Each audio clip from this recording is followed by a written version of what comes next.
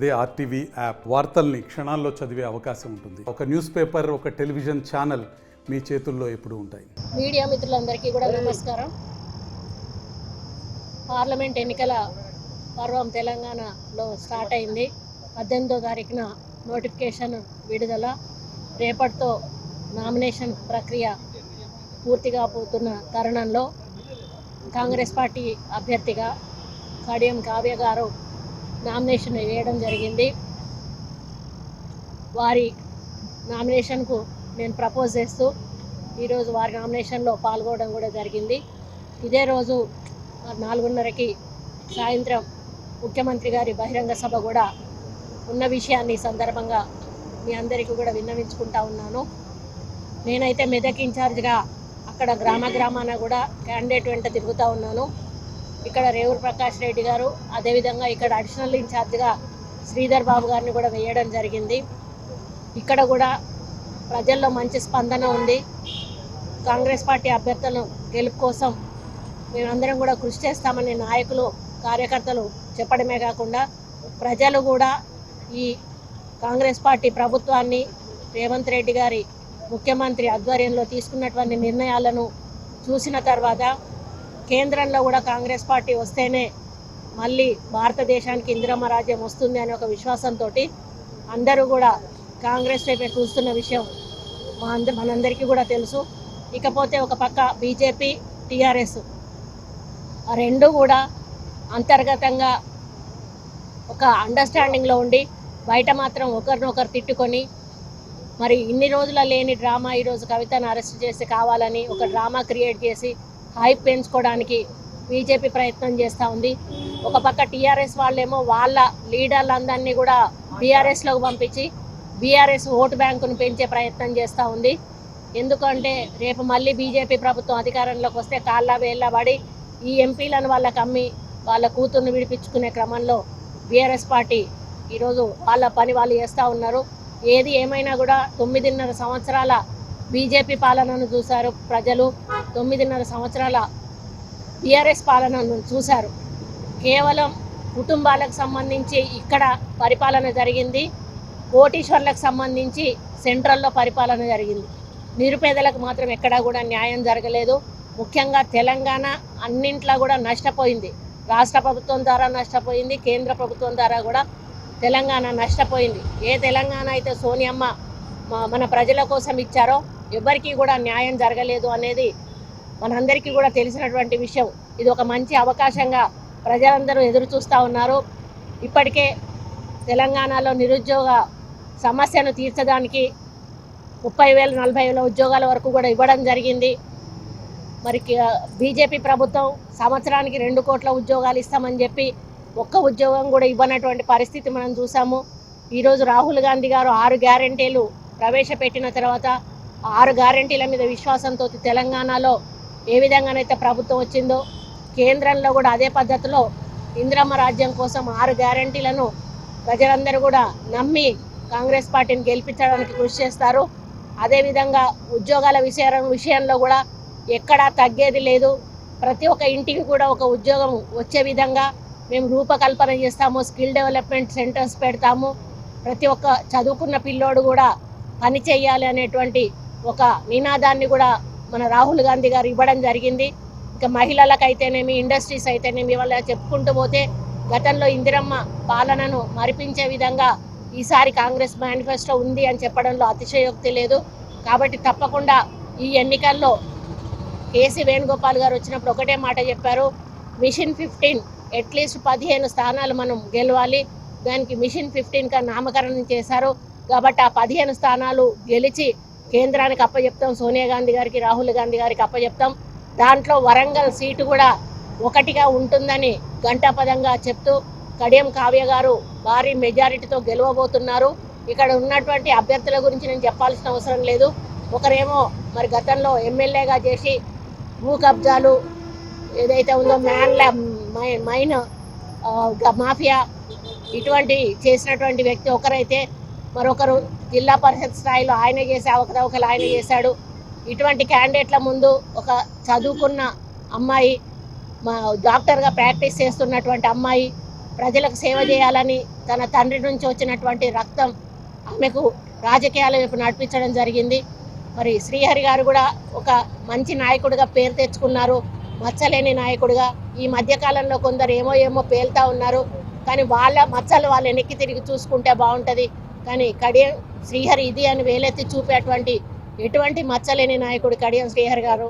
ఆయన కూతురు ఈరోజు బరిలో నిలబడడం మా కాంగ్రెస్ పార్టీకి చాలా మేలు జరుగుతుంది. భారీ మెజారిటీతో మేము ఆ క్యాండిడేట్ని గెలిపించుకొని పార్లమెంటుకు పంపించి మరి కేంద్రంలో కూడా కాంగ్రెస్ ప్రభుత్వాన్ని ఏర్పరచుకొని ఇందిరమ్మ రాజ్యం తెచ్చుకొని అన్ని విధాల నిరుపేదలకు సంక్షేమం అభివృద్ధి అందిస్తామని ఈ సందర్భంగా తెలియజేసుకుంటూ సెలవు తీసుకుంటాం. నమస్కారం.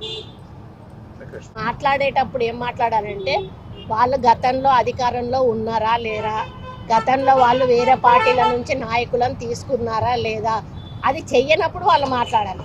వాళ్ళు మా కాంగ్రెస్ లీడర్లందరినీ తీసుకొని ప్రధాన ప్రతిపక్షం అనేది లేకుండా, కనీసం అసెంబ్లీలో ఆఫీస్ అనేది లేకుండా ఖాళీ చేయించి నడి రోడ్డు మీద వదిలిపెట్టేసి, అదేవిధంగా 9 సంవత్సరాల కాలం వాళ్ళకి అధికారం ఇచ్చిన ప్రజలు కూడా ఇచ్చిన హామీలు నెరవేర్చకపోగా కనీసం 5 నెలలు కానటువంటి పార్టీలోకి ఎవరిష్టం వాళ్ళదండి. మీ దాంట్లోకి వస్తేనేమో వాళ్ళు మంచోళ్ళు, లేకపోతే వేరే పార్టీలోకి వస్తేనో చెడ్డోళ్ళ. అదే కడియం శ్రీహరి గారు మీ పార్టీలో ఉన్నన్ని రోజులు మంచోళ్ళే, బయటికి రాగానే చెడ్డోళ్ళు. ఎవరి ప్రజాస్వామ్యంలో ఎవరి వ్యక్తిత్వం వాళ్ళ ఇష్టం ఉన్నట్టు వాళ్ళు చేస్తారు. అడిగే అధికారం మీకు లేదు. మీకు సత్తా ఉంటే మీ క్యాండిడేట్ని గెలిపించుకోండి.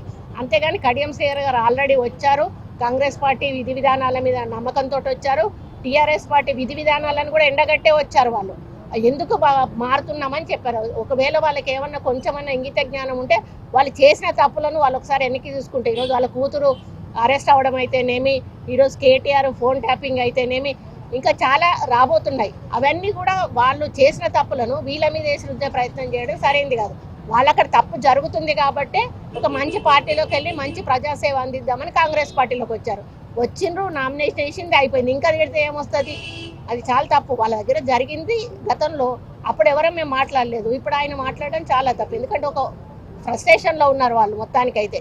ఆ ఫ్రస్ట్రేషన్లో ఇటు కేటీఆర్ కానీ అటు హరీష్ రావు కానీ ఏం మాట్లాడుతున్నారో తెలియకుండా మాట్లాడుతున్నారు. అందులో ఇది ఒకటి.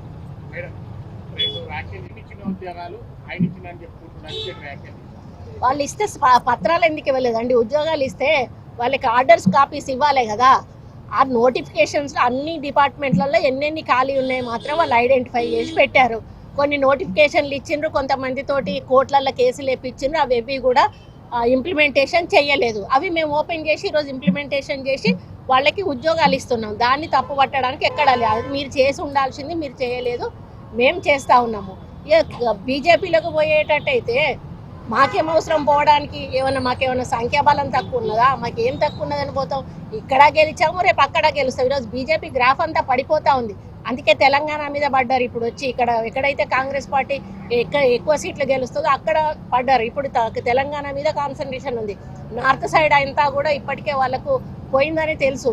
మాకు బీజేపీలోకి పోవాల్సిన అవసరం లేదండి. కాంగ్రెస్ పార్టీగానే ఉంటుంది. కాంగ్రెస్ పార్టీ గెలిచినా ఓడినా కూడా కాంగ్రెస్ పార్టీలోనే మేము ఉంటాం తప్పితే పార్టీ మరి బీజేపీలోకి పోవాల్సిన అవసరం అంతకంటే లేదు. అందులో మతతత్వ పార్టీ, మాది సెక్యులర్ పార్టీ. మతతత్వ పార్టీలోకి పోయి మేము ప్రజల మధ్యలో చిచ్చు పెట్టేటువంటి మనస్తత్వం కాంగ్రెస్ పార్టీది కాదు. ఎట్టి పరిస్థితుల్లో కూడా రేవంత్ రెడ్డి గారు బీజేపీలోకి పోరు.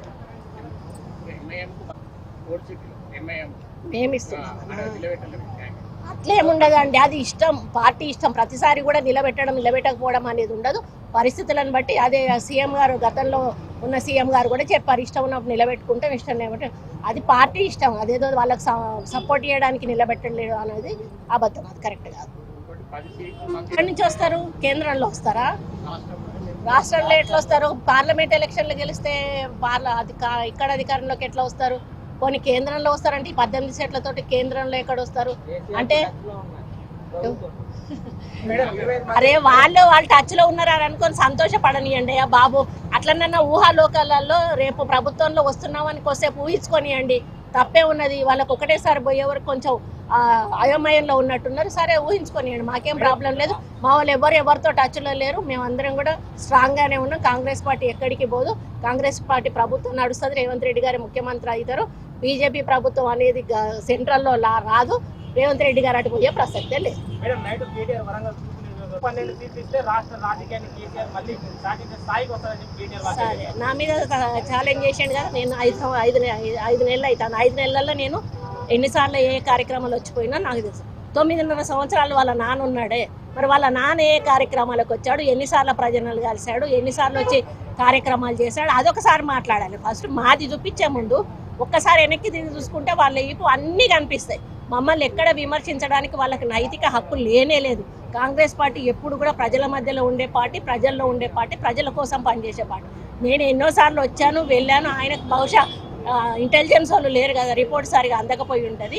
ఆయన అనేది పూర్తిగా అబద్ధం. నేను చాలాసార్లు కాన్స్టిట్యున్సీకి వచ్చాను, పెళ్ళిళ్ళు, పేరెంటాలు, దేవుడి పూజలు అవి కూడా అటెండ్ అయ్యి వెళ్ళాను. నేను ఇంట్లో ప్రజలను కూడా కలిసినాను. అది చాలా అబద్ధం, సత్యదూరమైనటువంటి విషయం. వాళ్ళ తండ్రి 9.5 సంవత్సరాలు ఎవరిని కలిసిండ్రో ఒక్కసారి ఆయన దానికి ఆన్సర్ చేసుకుంటే చాలు. మా గురించి విమర్శించాల్సిన అవసరం ఆయనకు లేదు. ప్రజలకు మేమేంటో తెలుసు, మా నాయకత్వం ఏంటో తెలుసు. నమస్తే అండి. ఇది వ్యాపారం గురించి కాదు, ఓటు గురించి. ఎన్నికల్లో ఓటు వేయడం మన హక్కు మాత్రమే కాదు, కర్తవ్యం. ఎంతో మంది మహా నేతలు శ్రమించి ప్రాణత్యాగం చేసి ఈ అవకాశాన్ని మనకిప్పించారు. అందరూ ఓటు వేద్దాం. ఎందుకంటే ఓటు హక్కు ఊరికే రాదు. నా ఓటు ఎవరికో తెలుసా? అది సీక్రెట్ అండి.